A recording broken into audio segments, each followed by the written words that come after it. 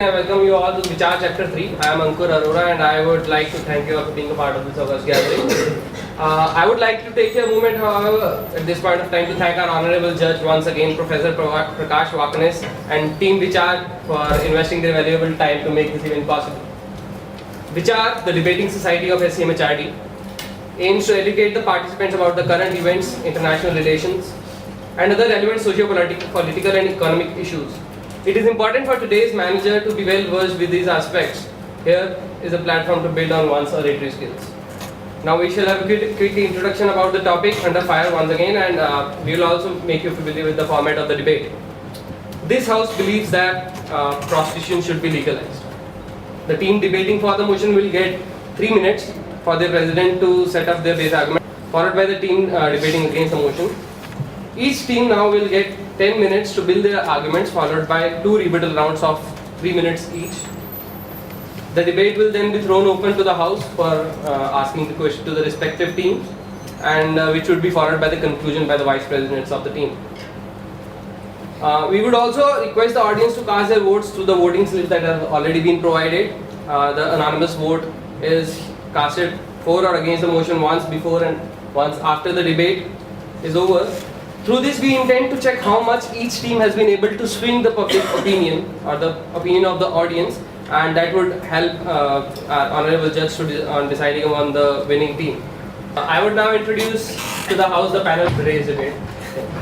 On my left, the team debating for the motion is led by the president Mehak Sayal, the vice president Priyanka Kumari, and the team we have Ayush Jain, Ravi Sharma, Manisha Vishish, Vibhor Srivastav, Shubhangi Acharya, Sandeepan Dev, and Rakesh Natarajan. Give them a big hand, please.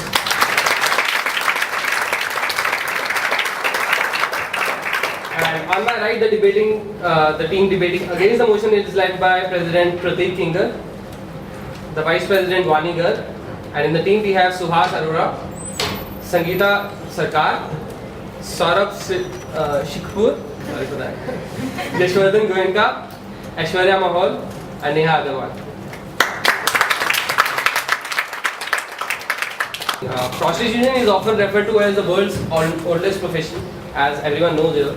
It has been around far longer than most people might realize that. So is the debate about the legalization of prostitution, or the flesh trade, so called.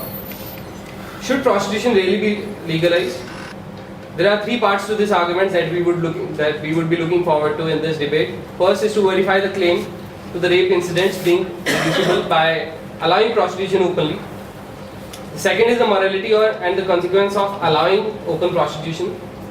Third is to question the connection itself. By legalizing prostitution, can we exploit poor women and goad them into prostitution to ensure the safety of the middle class women? There is a growing understanding of right of sexual self-determination. Human rights activists agree that those who are affected by these policies should also be lead when developing them. The new ethic is nothing about us without us. Pooja is 13 years old.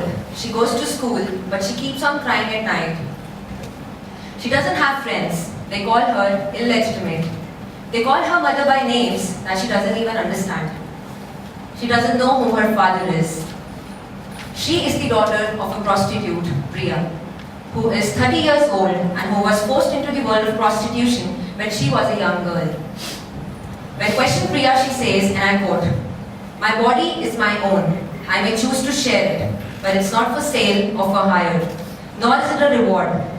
I would rather starve to death than to use it as such." Unquote. Good afternoon, Honorable Judge. Worthy opponents, my dear ladies and gentlemen, the resolution before us today is this House to legalize prostitution. For the purpose of this debate, my team, the affirmative, strongly supports the motion that yes, prostitution should indeed be legalized. Our first contention is that imagine a world with a true equality, where men and women might choose to be a prostitute if they and their work was not shamed. They were well compensated. They were free to choose and reject their clients and negotiate fees with them as and when they wanted, as in any other profession. Our second contention is that If you legalize prostitution, government will be able to tax it and regulate it. It will create more revenues for the government. Our third contention. If you legalize prostitution, you're not only improving the work life of the sex workers, but also their health, as in Senegal, where HIV prevalence rate is as low as 1%. Talking about India, sex workers are arrested by the mere will of police over here by using vague laws such as public indecency and public exposure. They're branded as criminals. They're branded as criminals again and again, and they're not able to ship jobs even if they want to at some point in time.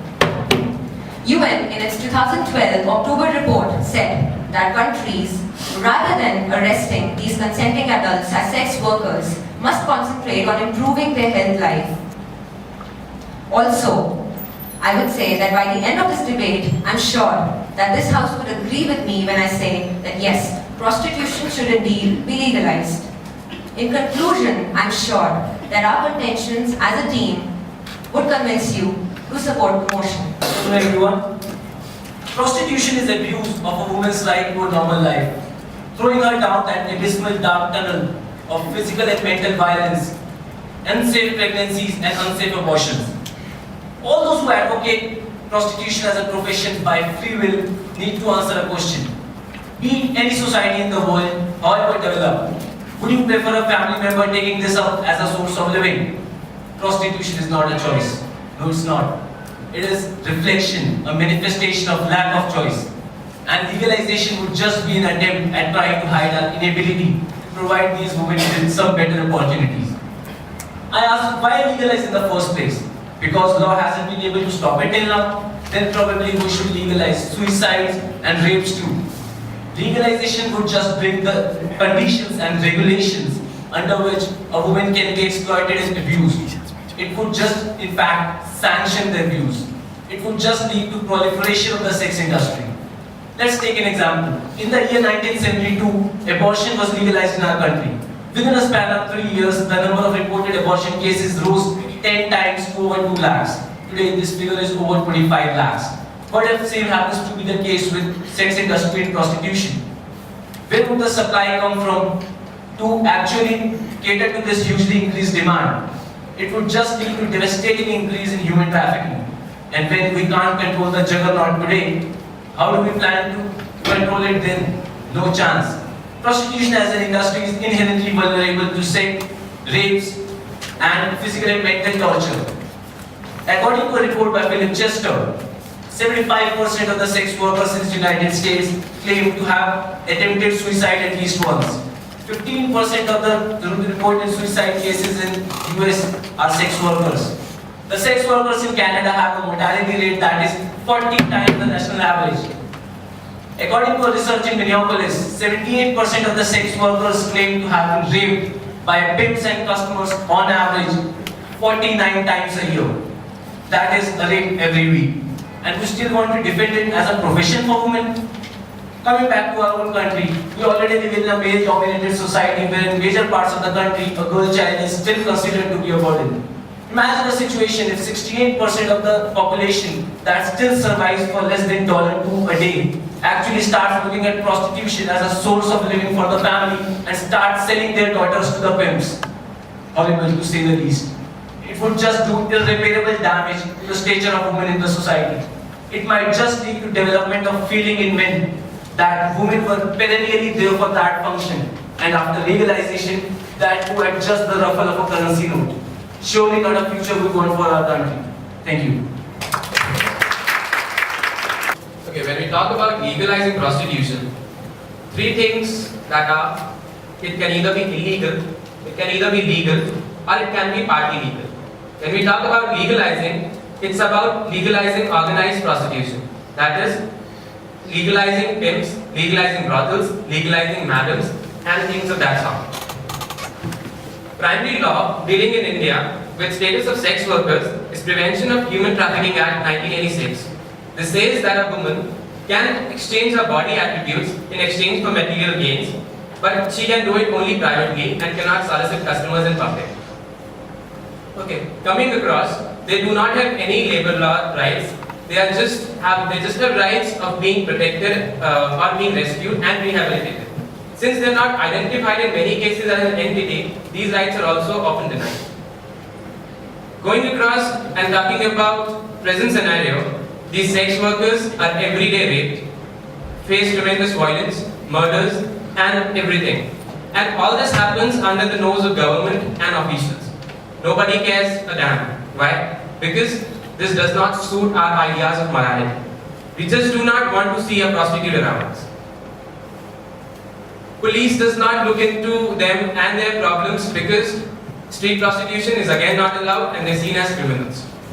Labor laws, I would say, can provide a very deep solution to this problem because what the conviction is that when we empower them with labor laws, they will be able to protect themselves against any kind of violence. When a person is empowered, when a person is into something, he'll be able to protect himself. Moving across into further things, we'll also have that this thing, prostitution, has never been able to eradicate. We've never been able to do this before, we'll never be able to do it now. So what we can do is make laws, make policies that these prostitutes can do their things safely and with dignity. In the vibrant and at the same time disordered red light districts in areas like GB Road of Delhi, in GB Road of Delhi or Budwapet of Pune, women can be seen adoring their customers in a besieged manner. Of these, more than 20% constitute of child prostitutes, and this figure does not include boys. Moreover, escorts, theatre girls, dance girls are not included in this category. And talking about men, male prostitution, this is an area which has been completely ignored of. Although this profession also dates back to antiquity. From gigolos to strippers, from nachwalas to malishwalas, male prostitution has become alarmingly common. And while brushing through a leading national daily, our team came across as many as 20 agencies offering the service of handsome masseurs. But still, it's a phenomenon swept under the carpet. Why? Male prostitution in our society is characterized by two major taboos. First, homosexuality. It has been legalized, but it is still stigmatized. And talking about our Indian society, it has surged masculinity to such great extent that no one can imagine a male to be a victim of this profession. So due to this social stigma attached and lack of legal protection, they are subjected to extortion from police, from their clients. And most of the male prostitution come from the category of eunuchs or hijras as we call them. And yes, most of them, they do know about STDs or HIV or AIDS, but that is through their personal experience. Why? Because they are not legal, so there is no regimen available to have a taste of HIV or AIDS. So we would hope that a government comes up with a more gender-neutral law which encompasses the needs of both the genders, both the girl child and the male child. We agree that it's a very challenging practice, and what we have touched upon here is just the tip of iceberg. But to curb the menaces, we will have to take this on. And not to forget, all prostitutes are not just females. Thank you, I'm Ravi. Prostitution and immoral trafficking are so closely related that it may lead for some of us to infer that legalizing prostitution will cause an increase in trafficking. Because after all, prostitution is the demand side and trafficking is the supply side of the same commodity. Absolutely wrong, for the reasons that I will mention. But first let me clarify that sex workers are not commodities. They are like any other workers. The difference is that their work is illegal. The difference is that their work is taboo. The difference is that they have to be exploited by the police to continue their work. And this very difference is detrimental to the social construct. So much so that Supreme Court had to come up with a directive to the government to curb prostitution or legalize it. With legalization and proper government intervention, the sex workers who are now in control of pimps will be recognized through cards. Every single prostitute will be registered with their consent. And this model works very well in Muslim country like Turkey. After legalization, the next step will be to allow the unions of sex workers.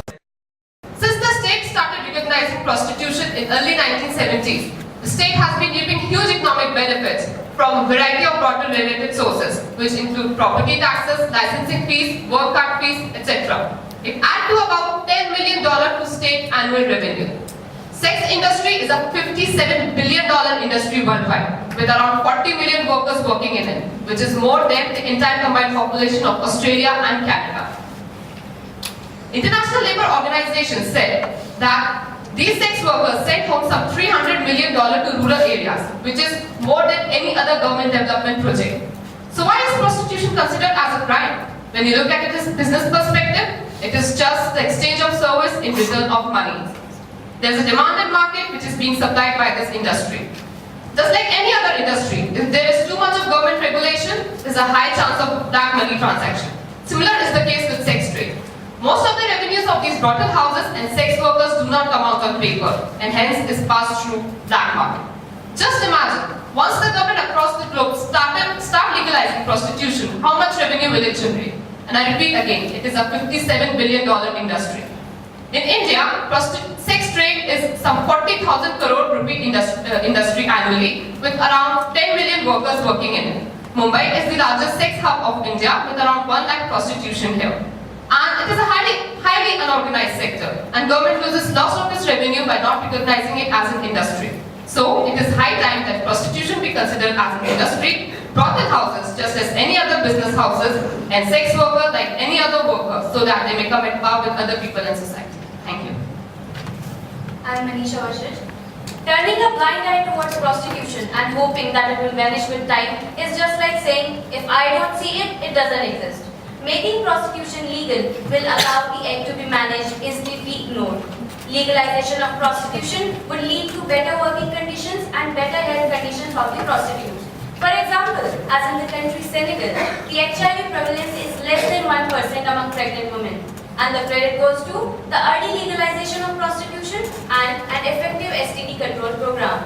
They give special clinical services to their registered workers and give regular health checkups and treatments. This shows that when the sex industry is regulated and legalized, the workers within it are less prone to sexually transmitted diseases than in the illegal sex industry. Pimps and organized crime figures, who often treat their workers on subhuman levels, would no longer be able to control them. In India, prostitute rings buy and sell women on black market.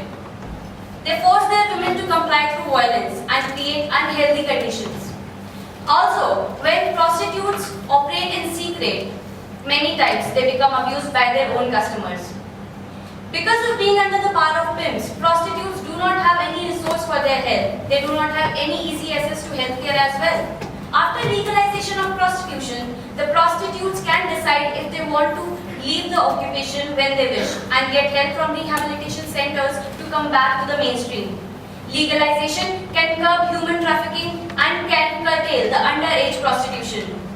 Therefore, it is necessary that prostitution be legalized.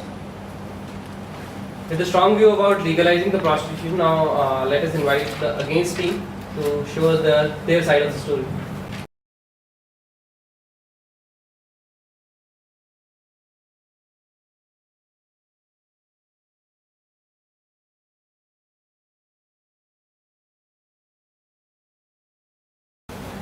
We are here to speak to you about why this house should not legalize prostitution, and this is going to be the structure of our arguments. First, we are going to talk about how laws can be grossly misused when this happens. Secondly, we talk about how medical models have flawed, and have failed grossly in all the countries which have promoted prostitution, legalization of prostitution. Third, we'd like to talk about the social aspects of prostitution and its adverse effects on society. And finally, we'll be talking about how developing and developed countries have tried but failed miserably to increase the welfare of the prostitutes which they claim so. Come to the laws part. Morality is something which is individual. What I consider right might not be considered right by someone else. What is acceptable in one community might not be acceptable in another community. But then, what is something definite are the fundamental rights of a particular person, and these are where laws come into place. Laws is something which enforce the fundamental rights of a particular person. And when we go on to legalize prostitution, with the fundamental rights of each one of us be ensured. Let's look at the current situation. In West Bengal, the Chutri system, where the landowner, when the land goes on to ask sexual favors from the land tenant's wife if he is unable to pay for the rent, is this okay to do so? What would actually happen if we go on to legalize prostitution? Today, the woman goes on to do it because she has no other option. When prostitution would be legalized, this would actually go on to become legitimate transaction. Is that what we really want, that women be forced into do it just because now the government wants to give it a legitimate and economic transaction in the name of it? We spoke of the Delhi rape victim. How easy would it be for the rich and the powerful on their whims and fancies to just curb the system and try and influence the corrupt and political system which we have by bribing the officials and try and curb all the rape cases as something which was an economic transaction? It is not going to be very difficult. It's going to be very, very easy. And for this reason itself, because laws will be grossly misused, prostitution, this side of the house believes that we cannot allow prostitution to be legalized. Several attempts have been made to justify the legalization of prostitution. In 1986, the Victorian Labour government said that they would legalize brothels, claiming that it would reduce the rates of crimes relating to prostitution. Not only this, they also argued that it would help to protect the prostitutes because it would help them to reduce the health risks that they are exposed to. But nothing like that happened. The rates of STDs, that is sexually transmitted diseases like HIV especially, increased.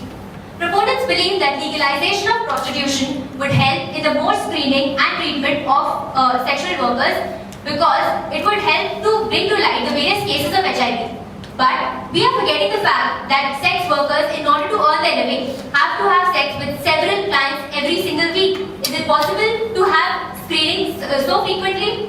In fact, experts believe that even if screening is done every single week, it takes at least, even if screening is done every single week, she will test HIV negative for the first 4 to 6 weeks at least. And by the time the results of such tests are out, she would have exposed 630 odd clients to HIV. This is not a small figure at all. Medical examinations are highly unpopular among women because even if the fact that a single sex worker has HIV positive, is HIV positive, comes to light, then he would lose business. So there are two ways of escaping it. Either don't go for medical examinations using tactful means, or don't make public the fact that a particular sex worker is HIV positive. In either case, the sex worker continues to go on and spread deadly diseases like gonorrhea, syphilis, herpes, to name a few deadly and really, really deadly diseases. Also, it is argued that condoms would help in this, in the way that enforcement of the use of condoms by sex workers would help in this. But a survey which was done by the Coalition Against Trafficking in Women, it was found that 47% of the women said that men prefer to have sex without condoms. 73% of them said that men were ready to pay more to have sex without condoms. To reduce crime, improve public health, increase tax revenues, help people out of poverty, get prostitutes off the streets, and allowing consenting adults to make their own choices. But the opponents believe that legalizing prostitution would lead to increase in sexually transmitted diseases such as AIDS, global human trafficking, and violent crime including rape and homicide. The content that prostitution is inherently immoral, commercially exploitative, empowers criminal underworld, and promotes the repression of the women by the men. Now let us see what these two teams have to say in the rebuttal round.